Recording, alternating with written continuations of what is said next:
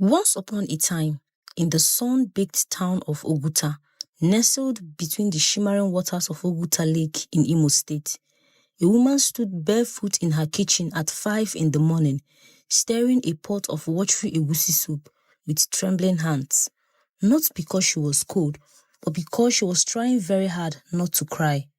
Her name was Adaeze Okonkwo. She was 28 years old, and she was the most beautiful woman in 3 villages. Not just in face, but in soul. People said when Adaeze smiled, even the gods leaned forward to look. But that morning, Adaeze was not smiling. That morning, Adaeze was holding a crumbled piece of paper in her free hand, a letter from her husband's new personal assistant, and the words written on that paper were slowly tearing her heart into pieces so small that no doctor, no prayer, and no love could ever put them back together again. But we must go back to the beginning to understand how a love so beautiful became a wound so deep. Adaeze was the first daughter of Chief Emeka Okonkwo, a man who had once been wealthy, 3 cars, a big compound, a generator that roared every evening while the neighbors sat in darkness. But by the time Adaeze turned 22, the money was gone. Chief Emeka had made bad investments, trusted the wrong business partners, and drunk away what remained of his dignity at the local Ogoro joint every Friday night. The family's big house had a leaking roof, the generator was sold, and Adaeze, who had dreamt of becoming a medical doctor, had to drop out of the University of Port Harcourt in her 2nd year because there was simply no money for school fees. She came home and started selling fried plantain and akara by the roadside to support her younger siblings.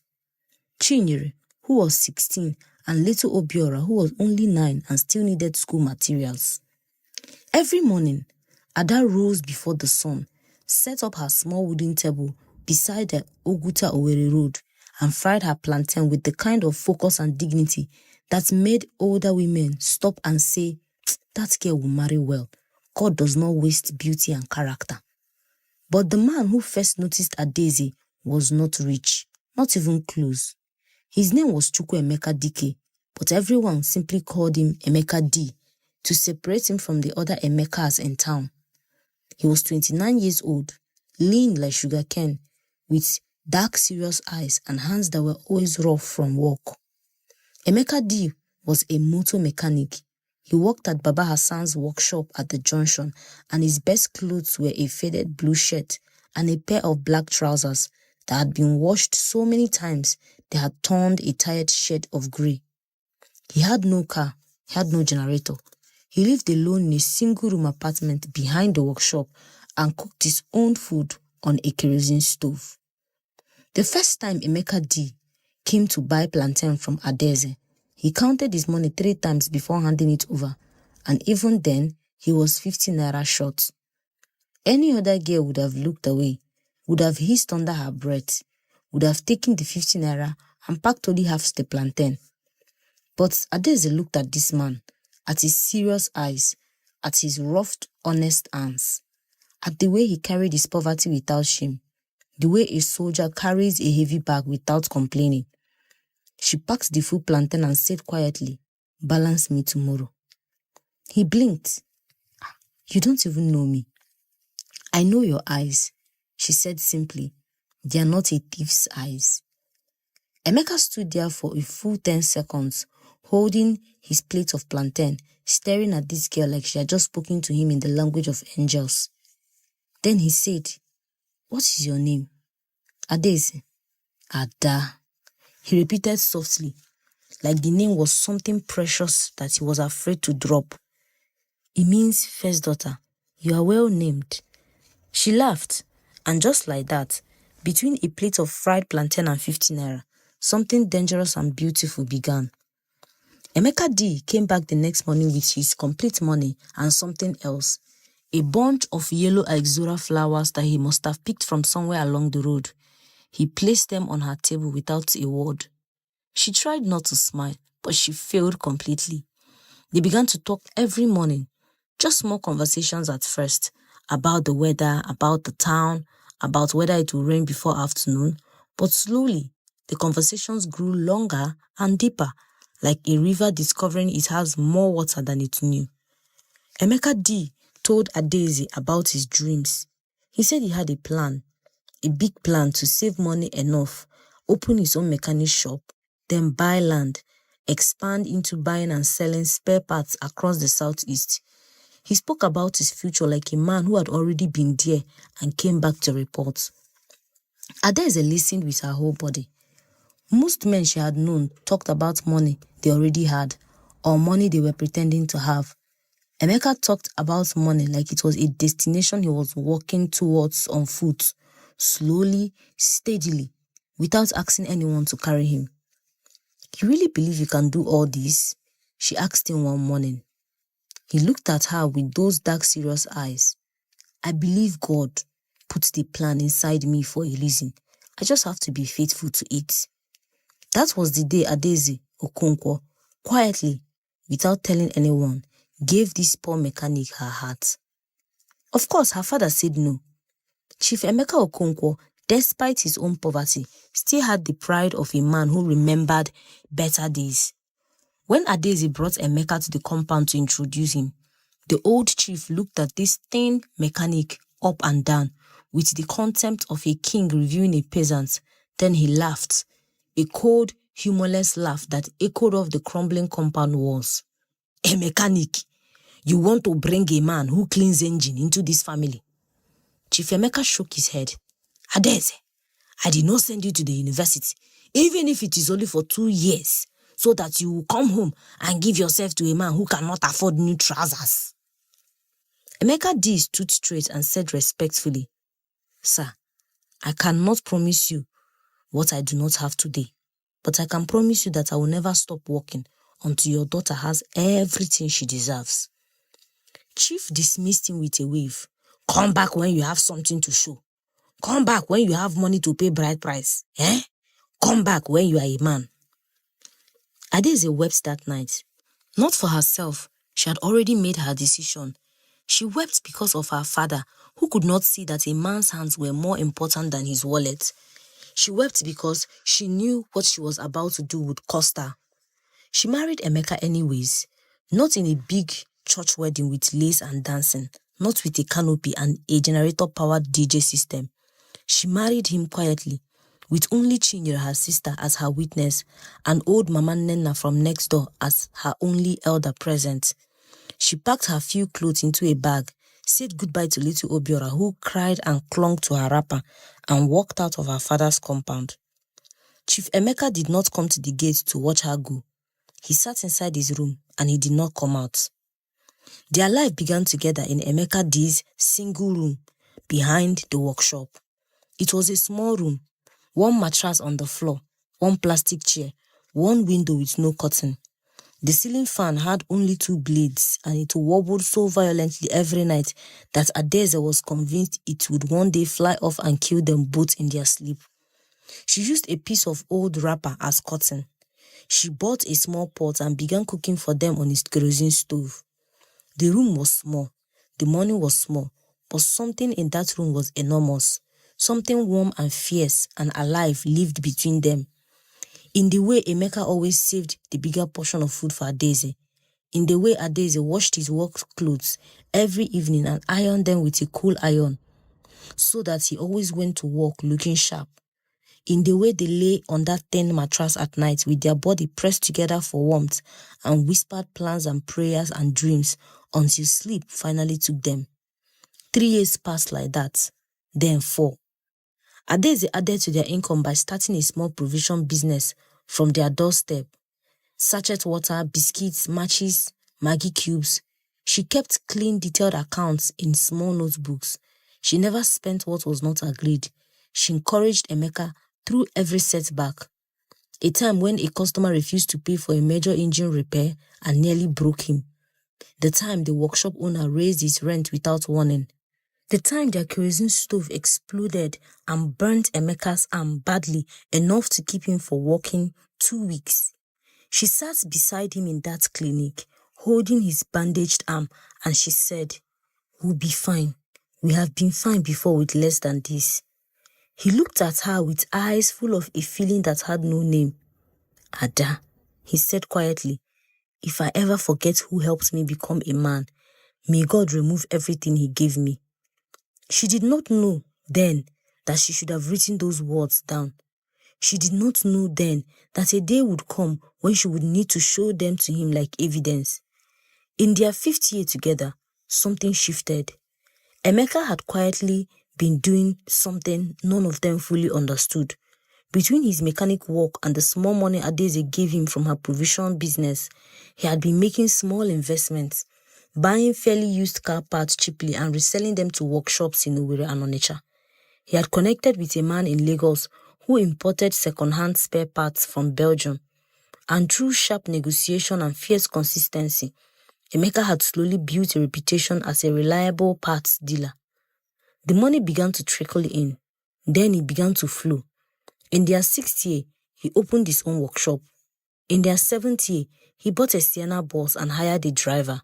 In their 8th year, he moved them from that single room into a rented 3-bedroom flat in GRA area of Owerri. Adeze wept the day the moving truck came.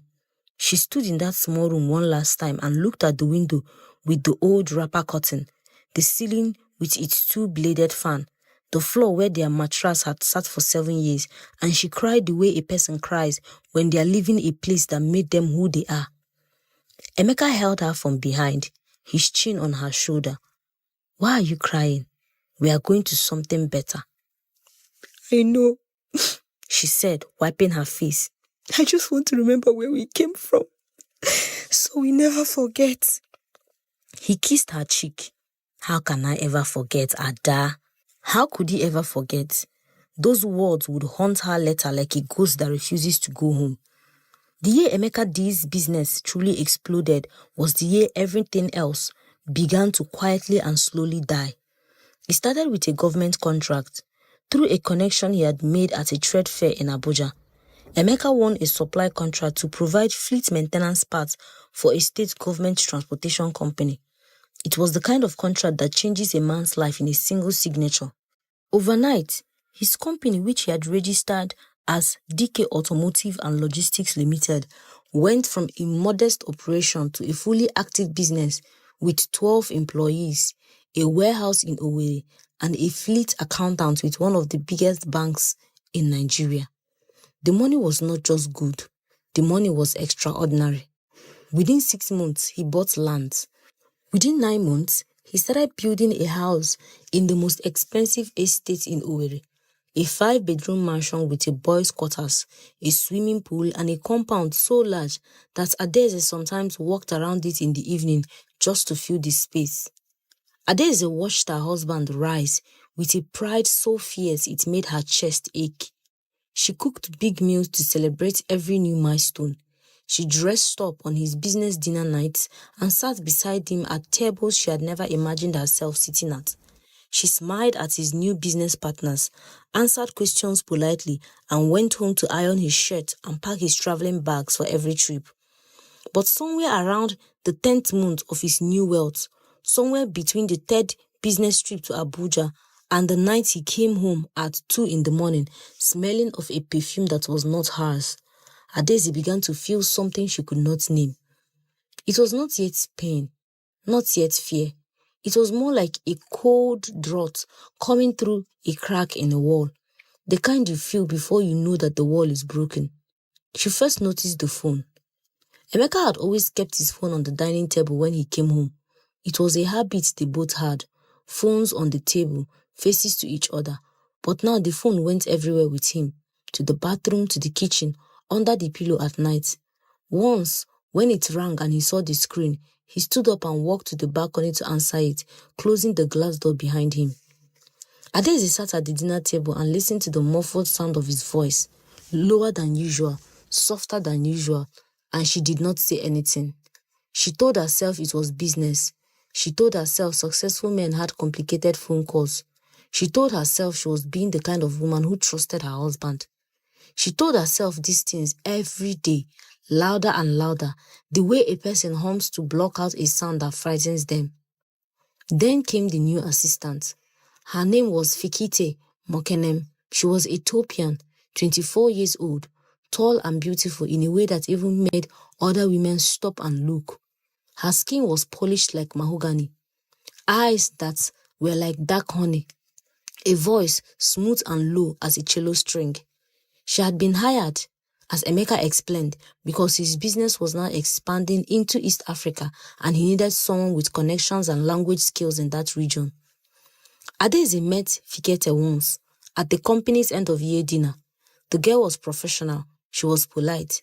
She greeted Adaeze with a smile and said, "Your husband speaks very highly of you, ma." Adaeze smiled back and said, "Thank you, dear." But later that night, lying in the dark beside her sleeping husband, something cold settled in Adaeze's stomach like a stone dropped in still water. She prayed about it. She fasted about it. She told herself she was just being a jealous, insecure woman who had watched too many African movies, but the stone in her heart did not move.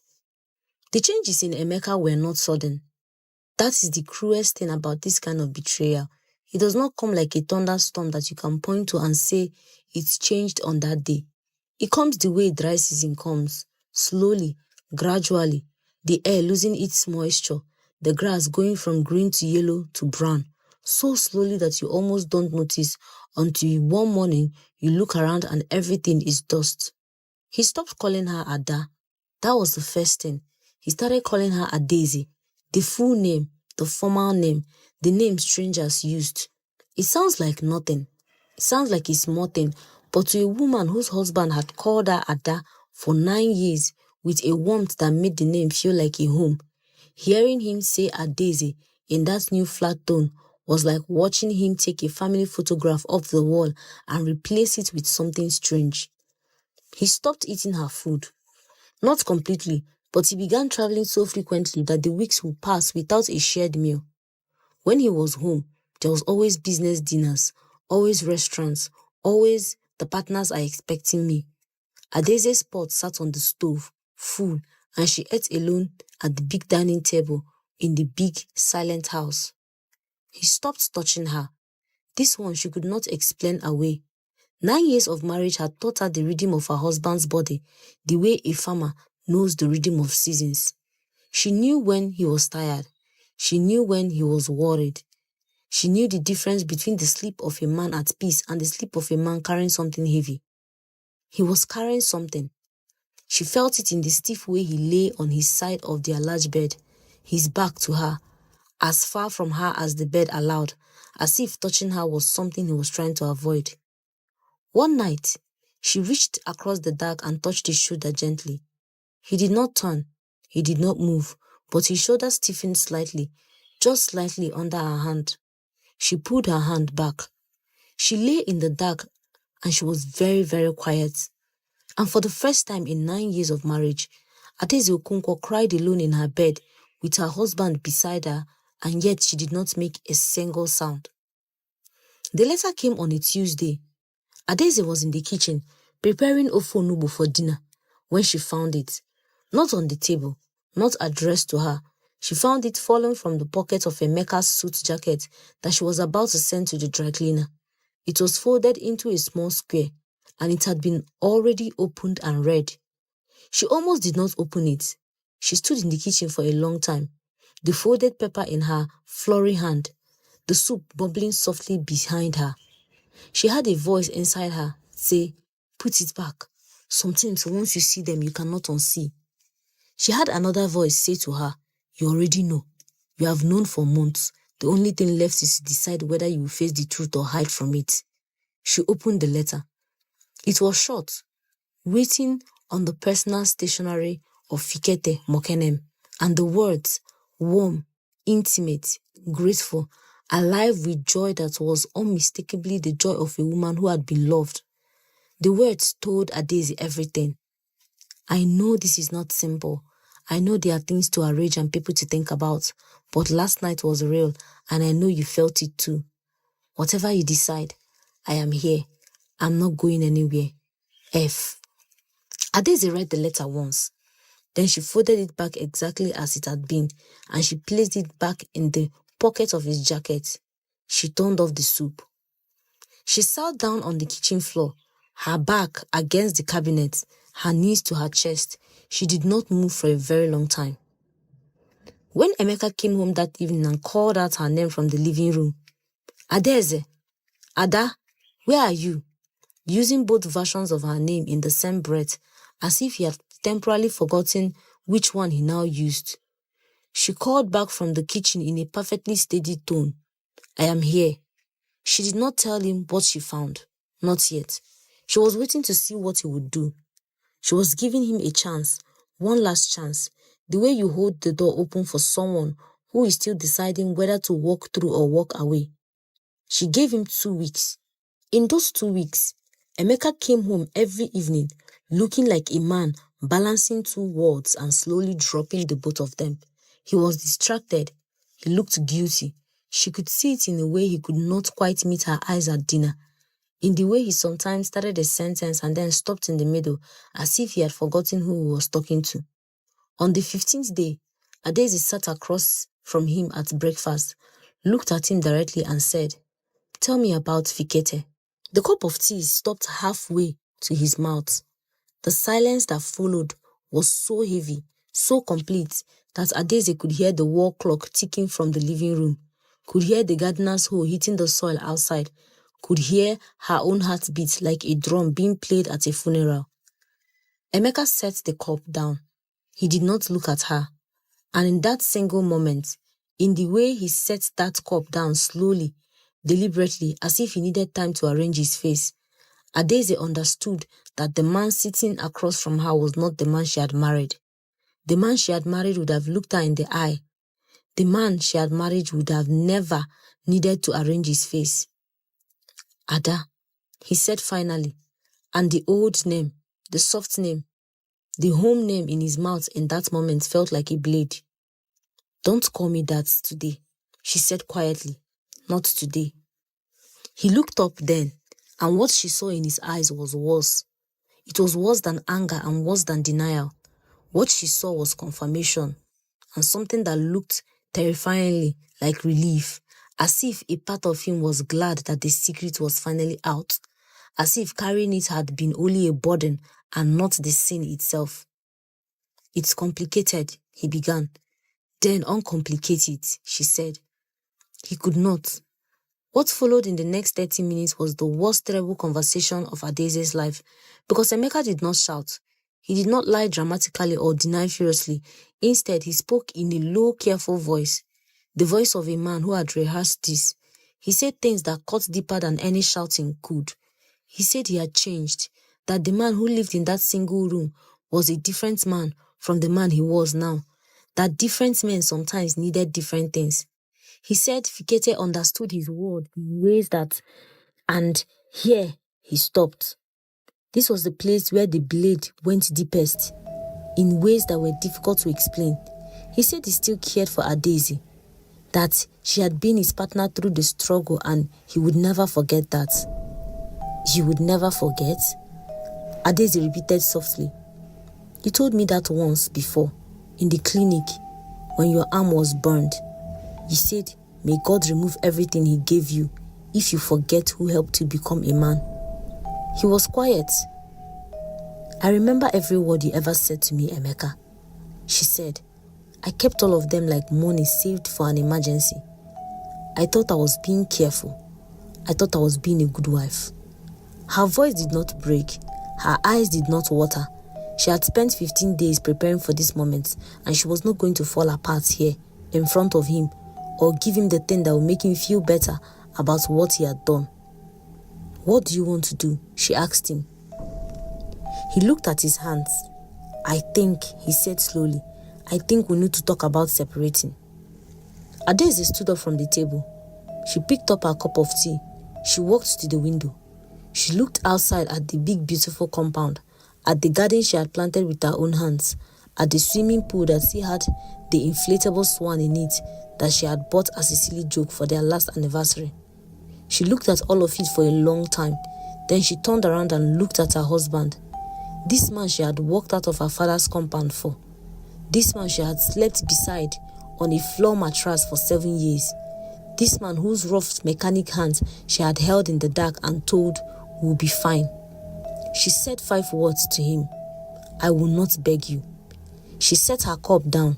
She walked into the kitchen. She did not come back until she had the front door closed behind him.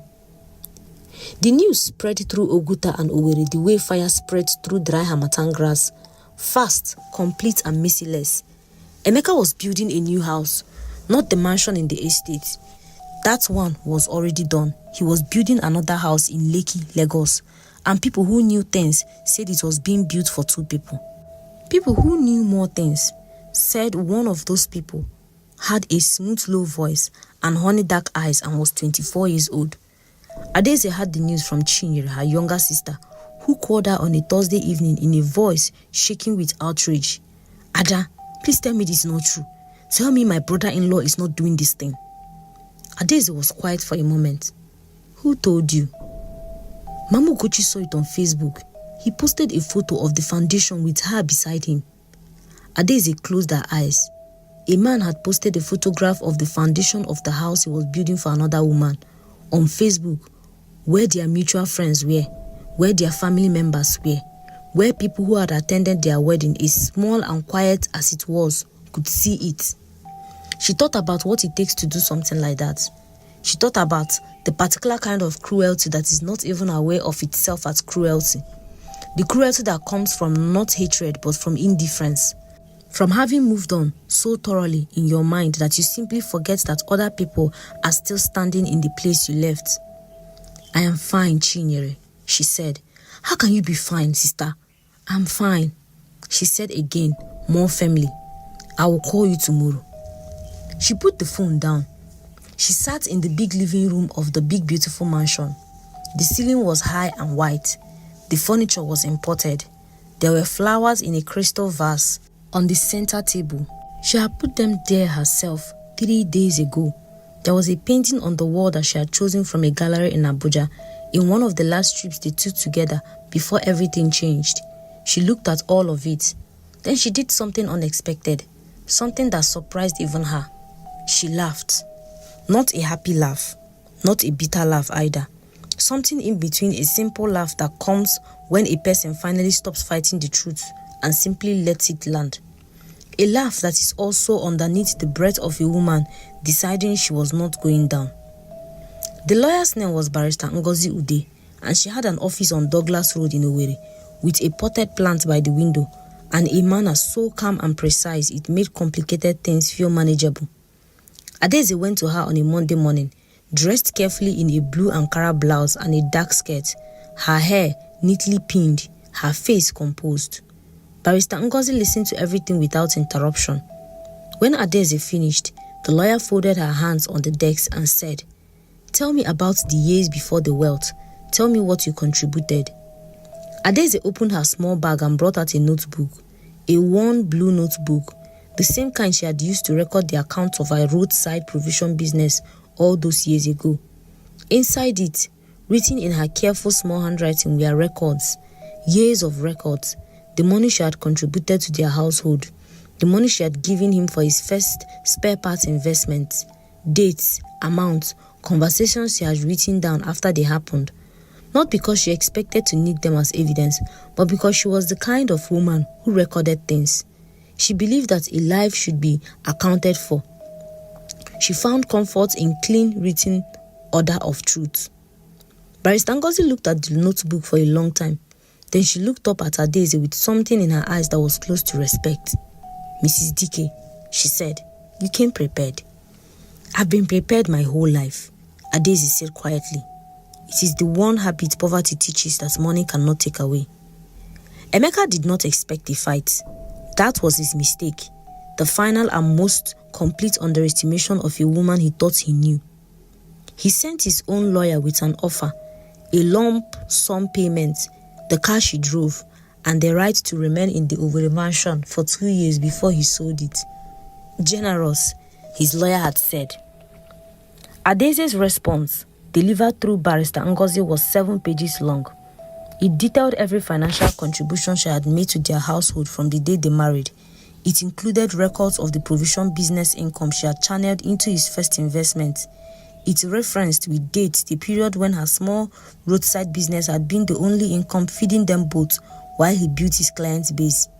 It made a formal claim for full co-ownership of the matrimonial home and for a significant share of the business equity. On the grounds that DK Automotive and Logistic Company had been built partly on her resources and entirely on the domestic and emotional support she had provided without ceasing for 9 years. When Emeka read the response, people who were present said he sat very still for a long time. Then he said, "I did not think she would do this." His own lawyer, a careful man named Barrister Ekene, looked at him steadily and said, "Sir, with respect, this woman kept records. She has records going back 9 years. Whatever you thought she would or would not do, she was ready." The court case lasted 8 months. 8 months of her days sitting in courtrooms, listening to her marriage being taken apart piece by piece and laid out for strangers to examine. 8 months of Emeka's lawyer trying to minimize her contribution, trying to reframe her years of sacrifice as simply what a wife does: unremarkable, uncompensated, expected. 8 months of her sitting straight in her chair and not flinching. She lost some things. She did not get the business equity she had claimed. The judge was not fully persuaded that her contribution had been direct enough to constitute business investments, but she won the house, the full outright title to the matrimonial home in the GRA, a house worth more than what most people earned in 3 lifetimes. She also won something else, something that no court gave her, but that she found in herself during those 8 months of sitting straight in hard chairs and refusing to break. She found the version of herself that existed before Emeka, the girl who fried plantain at 5 in the morning with dignity, the girl who looked at a poor mechanic's honest eyes and decided they were worth more than a rich man's wallet, the girl who had always known her value, even when the world and her father and finally her husband had tried to teach her otherwise. On the day the final court proceedings ended, Adeze drove herself home, her home now, truly hers, and she sat in front of the staircase of the big house as the evening light turned the sky the color of a ripe mango, and she called her father. Chief Emeka Okonkwo was an old man now, humbled further by age and the quiet grief of watching his daughter go through such a public pain. When he answered the phone, his voice was different from the voice that had dismissed Emeka all those years ago. It was smaller, softer. "Ada," he said. "Papa," she answered. A long silence followed. "I was wrong about that boy," the old man said. "Not in the end. I was right in the end, but I was wrong in the beginning. Wrong to use money as the measure of a man before he had the chance to become one." Adeozi was quiet. "But Ada, you were never wrong.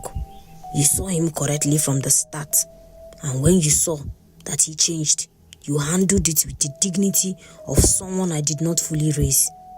Because that kind of dignity comes from inside, not from a father or a mother, from God and from the person's own soul." She did not cry on the phone. She had done her crying in private over many months. In the night, she was done with that particular kind of pain. "Come and visit me, Papa," she said simply. "Come and have dinner. I'll cook your favorite, bitter leaf soup with big pieces of oxtail, the way Mama used to make it." The old man's breath caught slightly. "I will come this Sunday, my daughter." "Good," she said. "I'll be here."